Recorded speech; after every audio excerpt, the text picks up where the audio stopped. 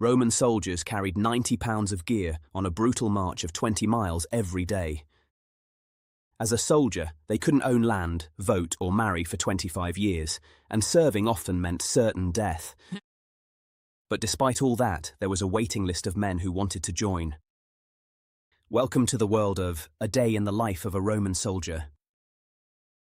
Before dawn, every morning, for 25 years, the first sound a soldier heard every morning was a cornu, a 3-meter brass instrument curved like the letter G, loud enough to be heard across an entire Roman fortress. It is the Roman army's alarm clock. It sounds before dawn. After it, you have approximately 4 minutes before your centurion starts making your life considerably worse.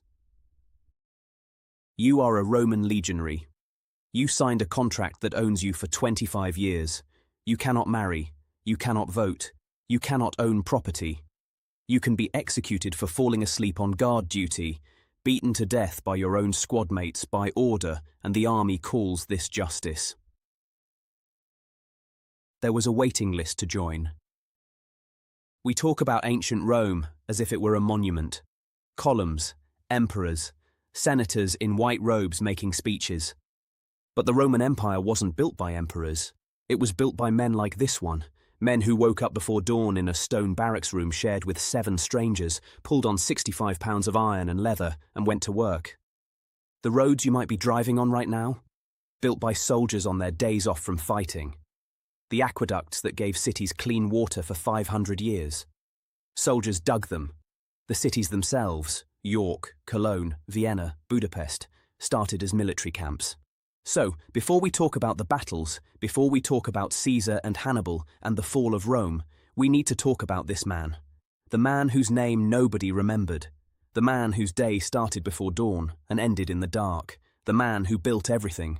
This is what his day actually looked like. Let's start with what he's carrying. Lorica segmentata, segmented iron plate armor, 15 pounds. Scutum, the curved rectangular shield, 4 feet tall, 22 pounds. Pilum, the javelin, 6 feet long, iron shafted, designed to bend on impact so the enemy can't throw it back, 4.5 pounds. You carry 2 of them.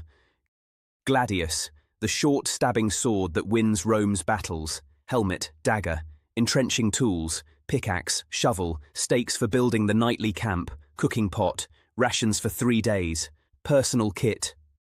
Total, nearly 90 pounds. That's the weight of a large German shepherd. The Roman army called this light marching order. The soldiers had a nickname for themselves. They called themselves Marius's Mules, named after the general who reformed the army and made them carry all of this themselves instead of using pack animals. They wore it as a badge of pride.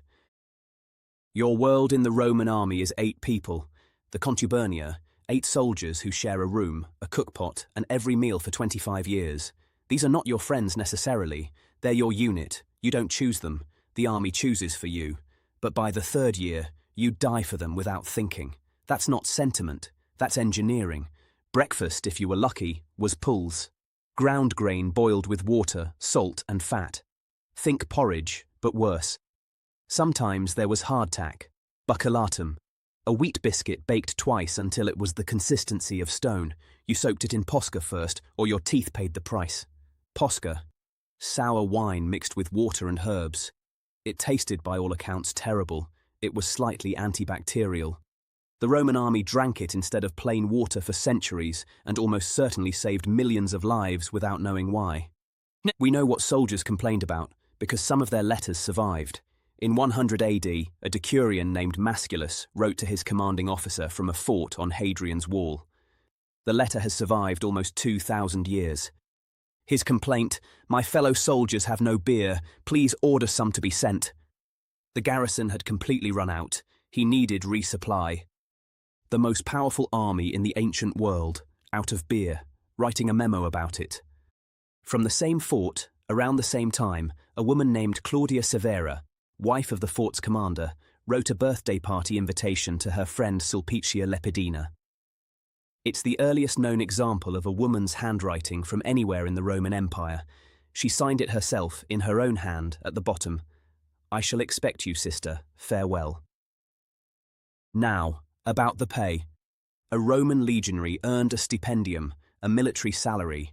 On paper, it looked reasonable. In practice, the army immediately deducted the cost of your food, your clothing, your replacement weapons, your armor repairs, your tent share, your burial club contribution, because the army wanted to make sure your funeral was paid for, various fines and levies.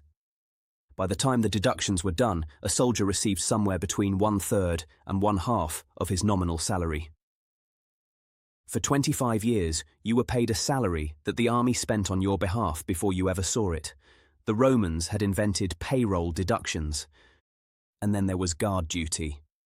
The night was divided into 4 watches, each watch 3 hours. A tesserarius, the guard officer, rotated men through the positions. Every soldier pulled guard duty regularly, on top of his regular duties. If you fell asleep on watch, the penalty was Fustuarium. Your squadmates beat you to death with clubs, by order, in front of the assembled unit. This happened. Polybius, who witnessed Roman military discipline in the 100s BC, recorded it without comment, as if it were a reasonable Thursday afternoon activity. Well, nobody fell asleep on guard duty twice. Here's what nobody tells you about the Roman legion. The secret weapon wasn't the Gladius, it wasn't the pilum, it wasn't even the discipline, it was the training schedule. A Roman recruit trained twice a day. Veterans trained once. Every single day, regardless of whether there was a war on, regardless of weather, regardless of what else needed doing. The training wasn't about fitness. Roman soldiers were extraordinarily fit, but that was a side effect, not the goal. The training was about building a body that responded to commands before the brain had time to be afraid. In battle, a Roman soldier had approximately one job: take one step forward, lock his shield with the man to his left, and stab into the space between the enemy's shields with a 12-inch blade. That's it. One step. Shield lock. Stab. Except he had to do it while men were screaming, while his friends were dying next to him, while arrows were coming in from the left flank, while the man in front of him was trying to put an axe through his face. The Gladius was designed for exactly this moment, 20 inches, designed to punch through gaps in armor, not swing through open air. You can't use it unless you're close enough to smell the enemy's breath. Which means the Roman army trained men to walk toward people who were trying to kill them, close the distance until it became impossible to swing a longer weapon, and stab, every day, against a wooden post, for 25 years. By year 20, a Roman legionary wasn't performing combat anymore, he was remembering it. The body had done it so many times that fear became irrelevant, not overcome, not suppressed, genuinely irrelevant. The body moved before the emotion had time to arrive. The Roman army didn't create fearless men. It created men whose training was faster than their fear. And then there's the thing that almost nobody talks about. Every night on campaign, after marching 12 to 18 miles in full kit, the Roman army built a fortified camp. From scratch, in one afternoon. Walls, ditches, gates, the Principia at the centre, barracks laid out in perfect grid, tents staked and stretched, fires lit, cookpots on. In the morning, they struck the whole thing, packed it into their 40 kilograms of kit, and marched another 20 kilometers, and built it again.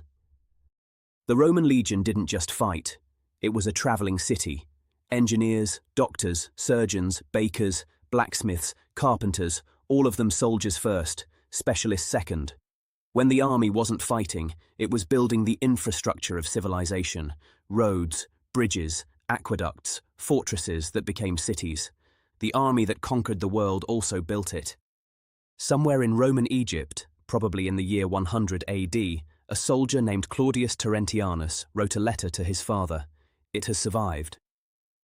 He's been complaining about his cloak. It hasn't arrived. He asked for it 3 letters ago. He's not sure if his father received those letters. The mail is unreliable. He asks for money, not much, just enough to avoid embarrassment at the market. He mentions that the food is bad. The officers are worse. He's writing from a posting several thousand kilometers from where he was born. He will not see his family for years, possibly ever. He is 19 years old. He is a soldier in the most powerful military force in the ancient world. He sounds like a teenager sending his first college texts home. Think about what that boy's life actually was. He joined at 17 or 18, maybe younger, if the recruiter didn't look too hard at his age. He came from a farm somewhere, or a market town, or a backwater province. The army was the first institution that ever took him seriously, gave him equipment, gave him a place in a formation, told him that what he did mattered. Within a year, he belonged to something. 8 men who knew exactly how he took his Posca and which side of the bunk he preferred and what he said in his sleep.